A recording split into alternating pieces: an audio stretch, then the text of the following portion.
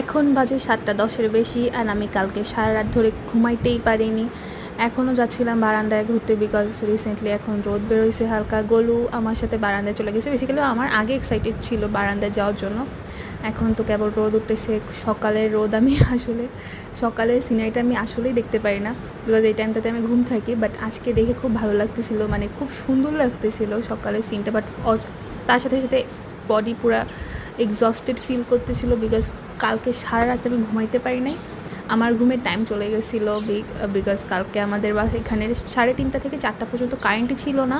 পরে কারেন্ট যখন আসছে তখন আসলে আর ঘুম আসতেছিল না। আর গোলু এখানে আমার সাথে মাথা ঘুষতেছে, মানে আদর চাচ্ছে। আর আমার এখানে অবস্থা খুবই খারাপ বিকজ আমি পুরো এক্সস্টেড ফিল করতেছিলাম।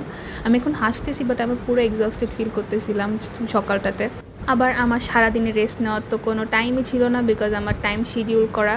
তো পুরাটা দিনই আমার কাটছে